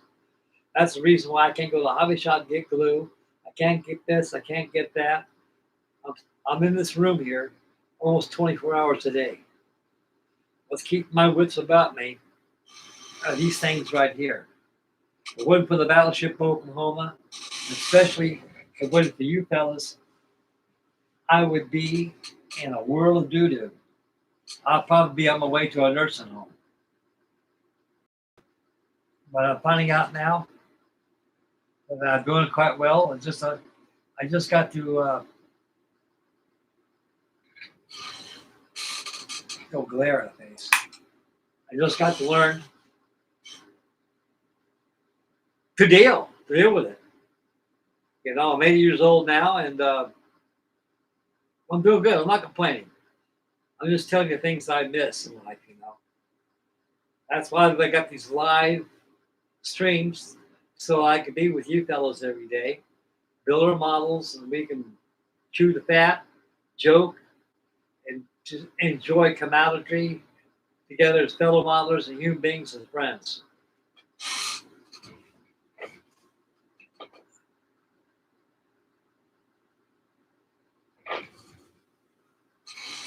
And my family does take care of me. They worry about me a lot. I said, I'm doing fine, guys, doing fine. So you know how to do better? I told my daughter, I need to get my license back to a Tennessee license. I need to go out there and get a job. Dad, you don't need to work. Yes, I do. I says, I'm still able-bodied to do things. I did 25 push-ups in front of her the other day. And I ran around the house. Now, don't need a wheelchair? She goes, oh, I don't know, Dad. Says, I don't know if I get your age. She says, I can do it. I says, that's proof to you right now that I can do things. I can still work. I said, and my daughter said, well, Dad, you get all these packages in the mail. Where are you getting it from? I said, from my friends. They shouldn't have to do that, Megan. I told her, I should be doing that. I should be doing that. I should be at the job working just like they do and go out and take care of myself. But I need help once in a while, and I appreciate the help I get, and I will pay these fellas back. I got stuff in storage. I get out. They I know dang well they'd be wanting things. I'll give it to them. Because they help me, I help back. That's who I am. It's like Dingy said, you know, I'll help anybody. If somebody screws me, that's it, you know. I'm done, you know, that's it. But, of course, it's like that with everybody, you know. It's like the old saying, cheat me once, shame on you. Cheat me twice, it's my fault. But, you know, I do appreciate everything that you guys do for me. You know, I appreciate you guys being on the chat board. We can talk. And believe me, I got a little mojo. I drink a lot of coffee. It keeps me going. The Oklahoma keeps me going. My kingdom I'm building here keeps me going. Even my Queen Mary keeps me going. And my battleship Missouri keeps me going. My C-133 weenie wagon keeps me going. My de Havilland DH-4 keeps me going. And best of all, you guys keep me going. That's great importance in my life right now.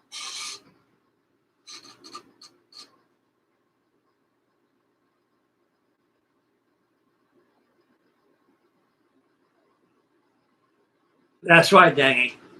That's right. My stepson with my last marriage I had. Ruth passed away. He was Daryl. Name was Daryl. He was a good man, but he drank a lot and he had a chip on his shoulder. And I mentioned God a few times. He goes, I don't believe in God. I said, what do you mean you don't believe in God? And he says, why? You don't help me a bit because you don't pray. And he says, well, I pray. He don't let. I pray. He don't say nothing to me. I said, he ain't supposed to, knucklehead. God listens. You know how God works? So let me tell you the miracles of God. God works his miracles through people. There's one thing God put in you don't know. It's called your conscience, your feelings, your heart, your compassion for mankind. If you see somebody hurting out in the street like that, what are you going to do? Walk by like it's nothing? I wouldn't. I don't care what color skin he is or what it is, but even an animal's hurt, and I'll go out there to help. That's compassion. Now, when you do things good to people, God pays you back. You do good things happen to you. It's like those saying, like I told Daryl, what comes around goes around. If you're non-Christian to somebody, you're a badass guy, beat people up and stuff, and be mean, lie to people and stuff. What comes around goes around. It'll come back to you. You know, you got to. That's how the miracles of God work. God works His miracles through people. I pray every day before I close these eyeballs. I always say my prayers all the time. I always pray to God all the time. So God, please forgive me for my sins. Please give me a good day tomorrow. Thank you for giving me a good day today. I thank you for my friends. I thank you for giving me my skills to build my models. And I thank you for making me keep me surviving and everything. And I'm doing good. I wake up here, as long as I wake up that bed, I get out of that sack every day. As long as I got 2 feet on the floor, I'm doing good, boys. I'm doing damn good. I got nothing to complain about. Nothing.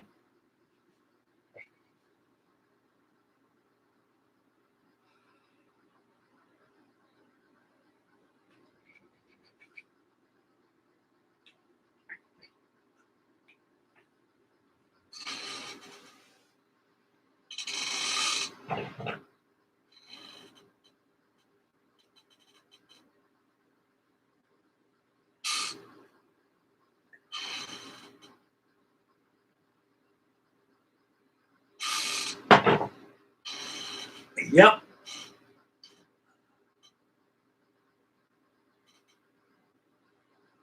Tomorrow we'll have Oklahoma tomorrow too, guys. I want to be able to finish this thing up so I get other stuff going. Part of me says get back in that battleship Iowa over there, so I put the railings on it and finish that thing up, you know. It's been screaming at me. I got that tanker over there I got to finish up on and stuff. I got a lot of stuff here going on, guys. I got a lot of stuff. And I will finish them. After all, this thing is probably about a little more than half done right now.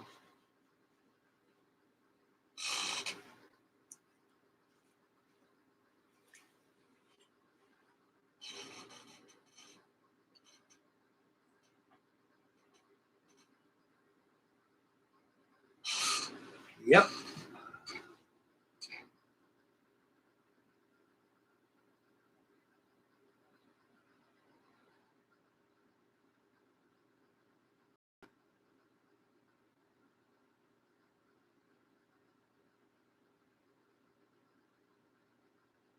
With no instructions. Man, I wonder how you're going to build that thing, dang, with no instructions. You're probably going to have to figure things out and piece it together. Or maybe, let's say in China. Let me take a look at this thing. Maybe I can help you on this.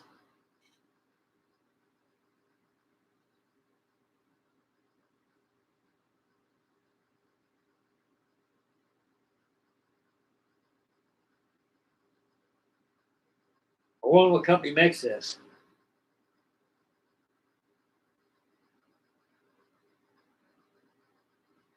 What I would do is get online and see if you can find the company makes this and look for the instructions.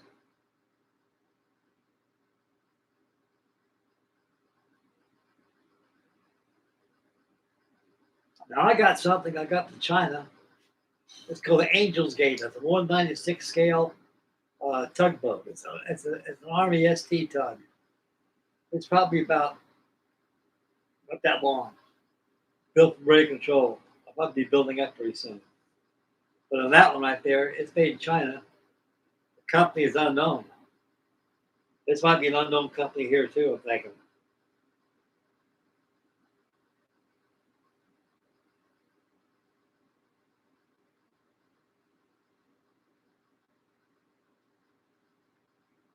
Yeah, no company. Typo. That's a 60 millimeter mortar at scale. Phoenix scale. Wow. It's got a bullet head on there. Don't tell you much. Boy, well, I can see you. That's one hell of a kid. That's right up Dingy's alley. You both that armor.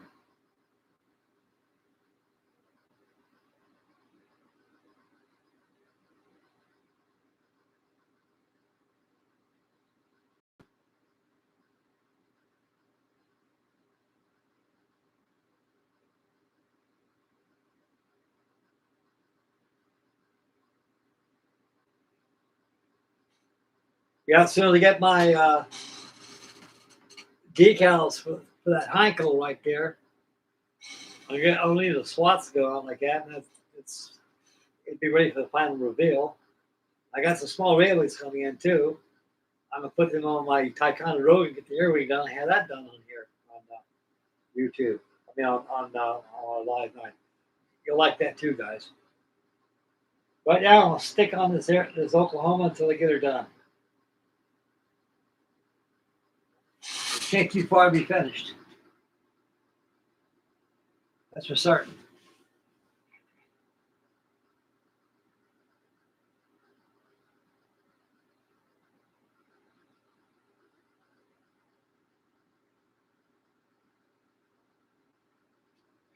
Yeah, you just got to tinker with it, Dingy, to get a good feel how it goes together. I'm pretty sure you'll get together. Now, I haven't seen the kit components to it, the kit though, but what you showed me a while ago, it shouldn't be too difficult. Look at the box top right there. It's probably the instructions enough right there. It is. Man, I bet think it's about like that. At least 18 inches. Because the full scale motor is about like this. It's probably about a good meter long, or probably a little bigger.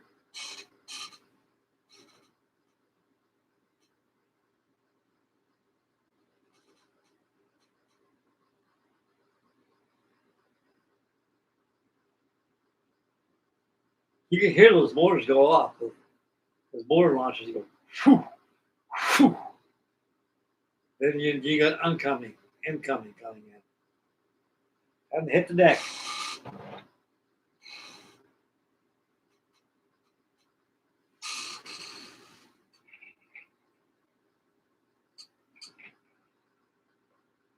Scale model Mayhem. Thank you very much for tuning in to tonight's live action. I'm about ready to get out of here too. I've been here 3 hours and 14 minutes and 28 seconds. So the clock is still ticking. Thank you very much, dear sir, for tuning in. We're going to have live action tomorrow night.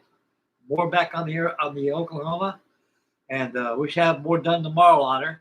And we'll get it done, guys. We'll get together. I can't build without you guys. That's for damn sure. And I'd like to thank Danny for being on tonight.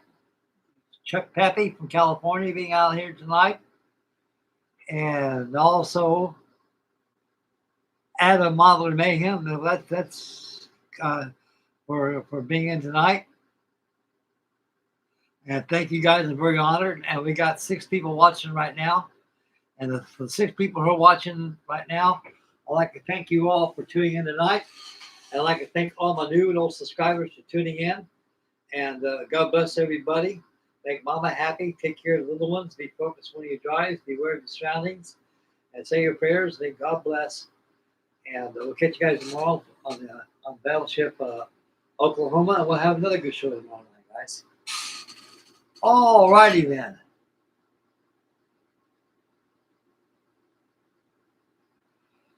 This is Frankie Day Model signing off. We'll catch you guys tomorrow. And God bless everybody. And we'll see you later. And thank you, Deanie. And thank you, Chuck, for coming in tonight. Appreciate it, guys. We'll see you tomorrow. If I get that stuff for tomorrow, it'll be presented to you live here on live stream. It's Frankie Day signing off. Frankie Day Models. God bless you guys. And God bless. Love you all.